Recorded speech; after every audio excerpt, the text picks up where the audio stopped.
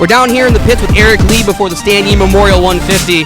Eric, first of all, past winner of this race, past track champ. You won several races here. Do you ever feel any extra pressure when you come back to Flat Rock? Not really extra pressure. You know, there's always pressure at every race we attend. We haven't been racing this track like we were in the past every week, so it is tougher. The competition's a lot tougher now.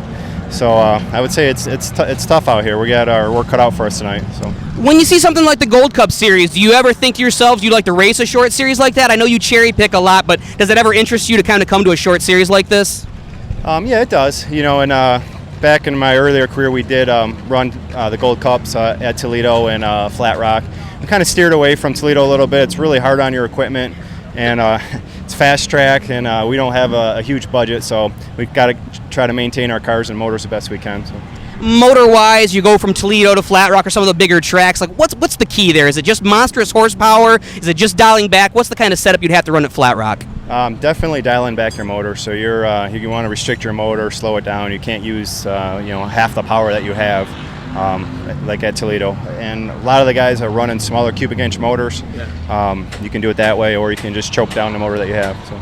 Do you prefer a bull ring like this, or even a mid-level track as opposed to a half-mile track? Do you have any preferences what you race? I like the smaller tracks. You know, from 3/8 of a mile to a quarter mile seems like it's better racing, better for the fans.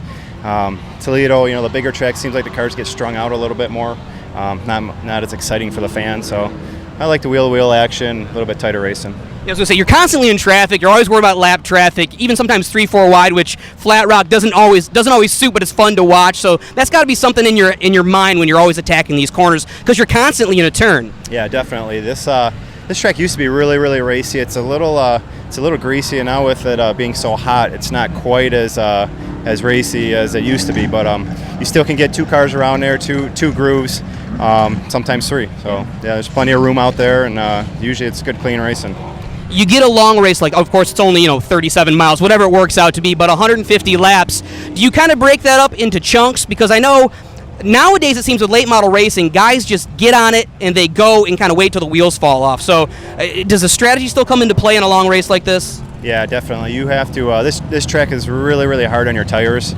So you definitely have to conserve your car and conserve your tires, especially for these long races. So you'll probably see guys out here tonight that kind of be hanging back, not pushing it too hard, but when there's 30 laps to go, you'll see everyone giving everything they got.